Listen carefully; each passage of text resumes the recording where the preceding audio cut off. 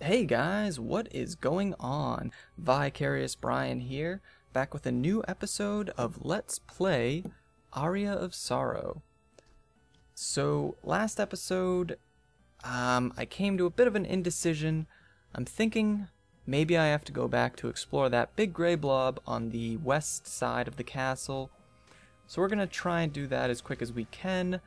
To be honest, I don't think it's the area that we want to go to.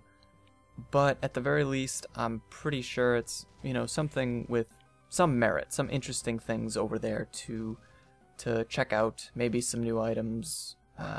Having trouble remembering exactly what's there, but we'll have to see. We'll have to go and see ourselves. And then after that, we'll move back to the middle of the castle, and hopefully that will be our new area with our headhunter boss that we'll be fighting before too long. As well as, if I remember correctly, I think that's where you get this sword called Hrunting, which is, I don't think it stays relevant for too long, but I like the animation in particular, so hopefully we'll be getting that this episode. So, just backtracking for now. For the most part, the Fire Emblem and PAX talk is done as well. But again, very interested to see if you guys like that sort of thing. If you're interested, even in other games. I mean, let me know what you guys are looking forward to. For the most part, this is a channel where I'm going to be looking at older games, but I'm always trying to stay up to date on new games, new releases. So I'd be interested to see what you guys are excited about. Okay, so we're gonna shoot back over here, and I'm thinking we'll see whether we were right or wrong quite quickly. Although, I guess we kind of have to hook around here, so maybe it'll take a little longer than I was expecting. I keep thinking, oh man, I keep thinking that I have the sliding ability. And that is just making life terrible. If you ever see me go up to like a small gap or try and like what it looks like move under a very low attack and then jump, it's because I'm trying to slide. The slide is you hold down and you hit A.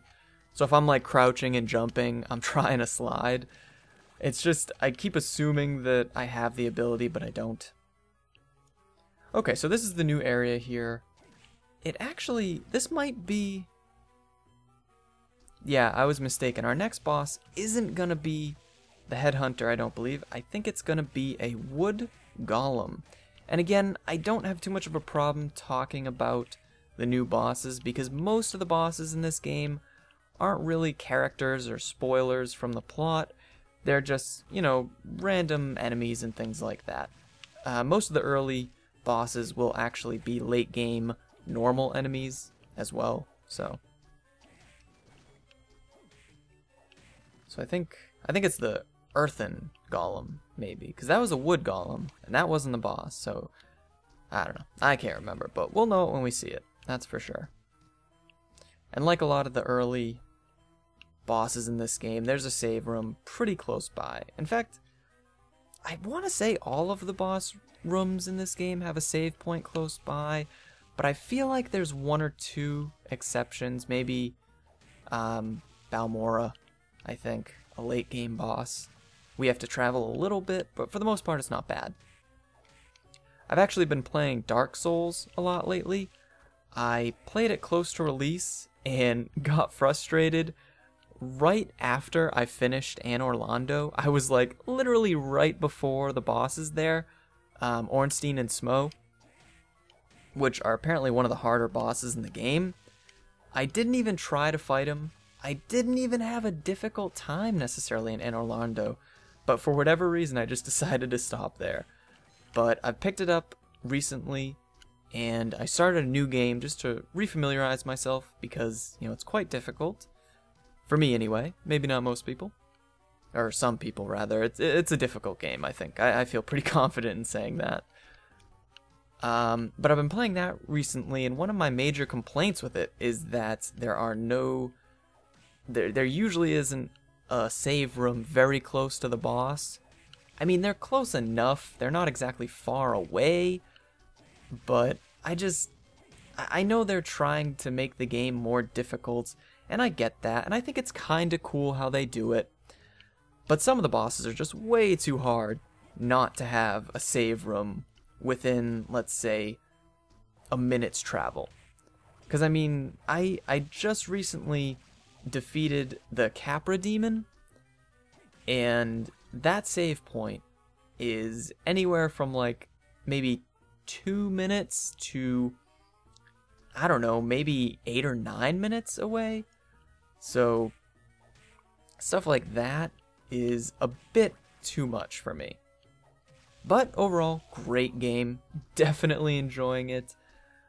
Honestly, and most Souls players will want to stab me for saying this, I wish it was a little easier, because, you know, I generally like, not easy games, but I'd rather have a slightly easy game than a slightly hard, or, it's just too hard for me, I guess, is the easy way to say it. I know it kind of flies in the face of half the game's premise, but it'd be nice if it was just a tad easier. Apparently Dark Souls 2, a lot of people are saying, will probably make things a bit easier for newcomers. We'll see. I definitely don't want them to kill the style of the game, or really even make it easy, but just a little easier would be nice. But we'll see. I say that because I love the game, just because the way they tackle the gameplay itself, the combat, it's just so visceral, it seems like. The melee in particular, it's just the way you have different weight classes and you have to trade off your speed for your defense rating, and how even the fastest characters that you can be are limited by the different animations that have slow start times, slow end times. It's just, okay, so this is the big golem. That's our boss. It's just really cool how they, I don't know, I hate to say that it's a chore to play, because it's not, but it's just, it's not like, let's say, a more traditional Japanese-styled hack and slash, I guess, would be a decent comparison. It's not a hack and slash, but maybe something like, I believe, the Samurai Warriors series. I'm not too familiar with it, but it's basically seems to be based off of big combos, and you're just fighting all these minions, and you do tons of damage, and, like, you know, 1,000 hit combos, and the enemies are really easy. Dark Souls totally flies in the face of that, and create something where if you're not that skilled or not that high leveled, every enemy that you face is like its own boss, which is really an interesting concept. And one that I definitely enjoy. Man, this guy has a lot. Okay, alright, good. That guy had a lot of health. I was not expecting that.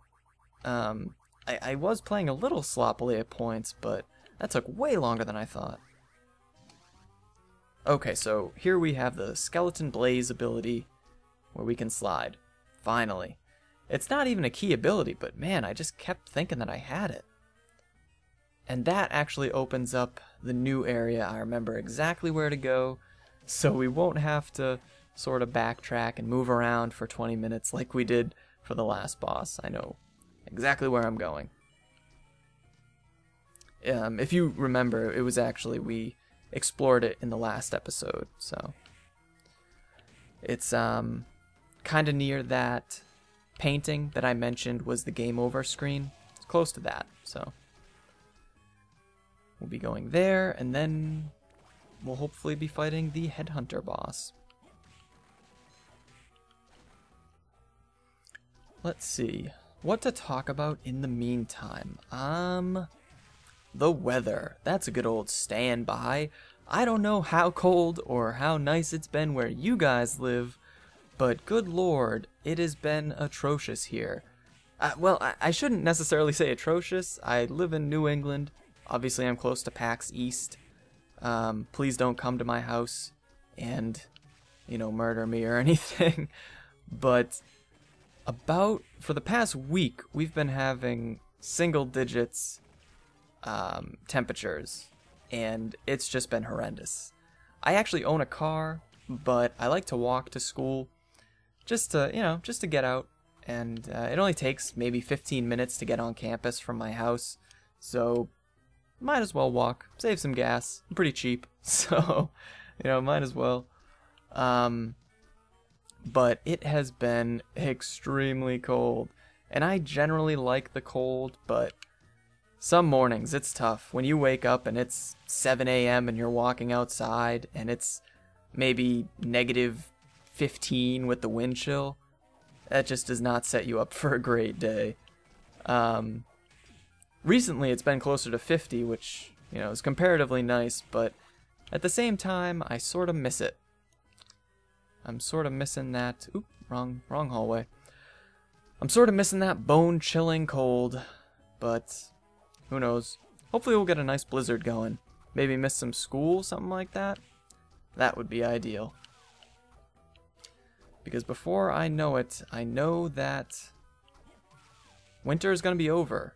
And a lot of people disagree, but winter is my favorite season, maybe by a long shot. And again, we've been having conversations where I'd be interested to see you guys' opinions. Post your favorite season, or even a ranking. I'd be interested to see where you guys stand on this issue. Most people think I'm crazy when I say winter's my favorite season. I don't know, maybe I am, who knows. But I'm definitely a cold weather kind of guy. After that, I would say probably winter, then fall, then summer, then spring.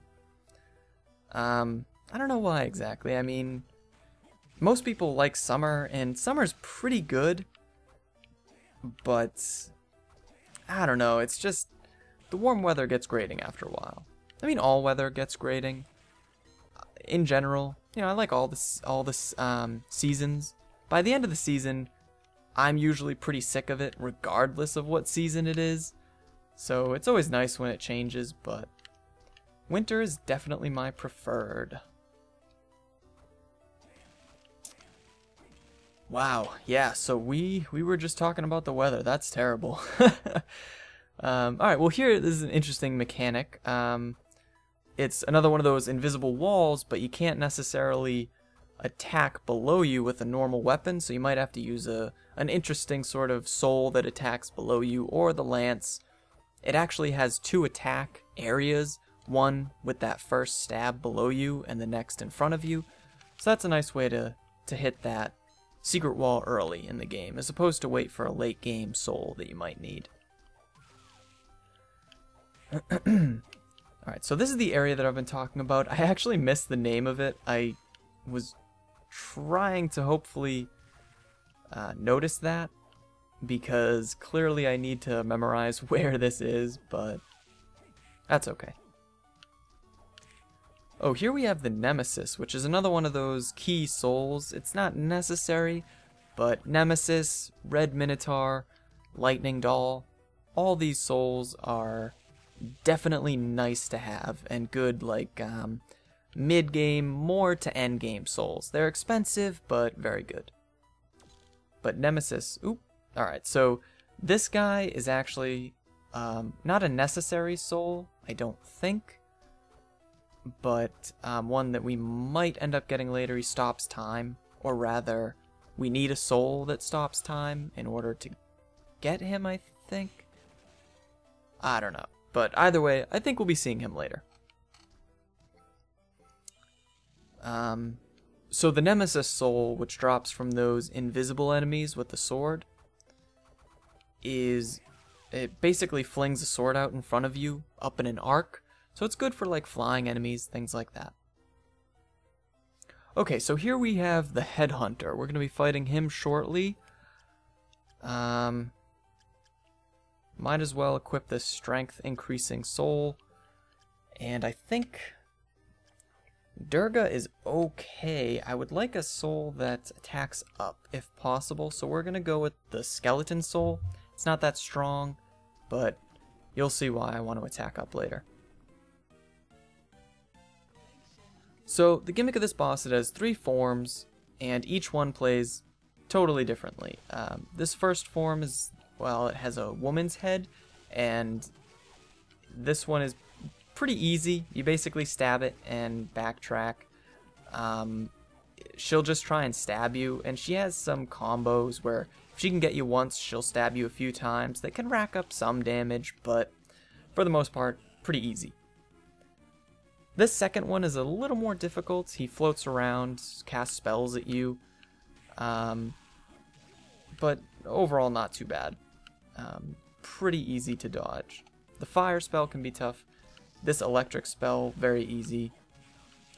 What do you call it? Telegraphed? Telegraphed. Yeah, that's what it is. Well telegraphed, so you can tell what he's gonna do quite a bit beforehand, so it's easy to dodge. But again, you know, it's not too unheard of to take some sort of damage. People make mistakes. The last form of the boss, which I believe is the true form of the boss, like what he really looks like, is a bit harder. He jumps around a lot and just puts himself in weird areas of the room that it's really hard to hit him. And he'll shoot poison and shoot his tongue there. The poison lowers your damage, I think, so that's really not appreciated. The tongue's not so bad, but anything does a lot of damage, unfortunately, to you. The cool thing about when he attacks you with his tongue is that you can actually attack the tongue, though, which is kind of situational, but it's nice. And this, of course, is why I wanted that skeleton soul. Doesn't do a lot of damage, but if he's on top of the room, it's pretty hard to get at him with an attack. So the skeleton soul is quite good at nicking him. Apparently, you can duck under his tongue. I never knew that. That's interesting. That makes things quite a bit easier. Okay, so there we go, and we leveled up, and we were actually 3 levels below where we wanted to be. We have the Headhunter Soul, which is pretty good. It adds to your pretty much all your stats, but it depends on how many souls you own, so it's not great now, but if we get a lot of souls later in the game, it'll be a nice passive upgrade for us. Alright, and this one actually we don't get a new ability soul or anything just yet. I think that's a bit later in this level, but still pretty solid boss. And I think the next ability we'll be getting is the Undini soul, I think, where you can walk on water. Don't quote me on it, but I think that's where we're going. But unfortunately, we have reached the end of our time for this episode, so we're going to be stopping things until next episode. As always, throw some comments down in the comment area. PM me if you have any, more private questions or concerns that you want to talk to me about. And, you guys have a lovely day.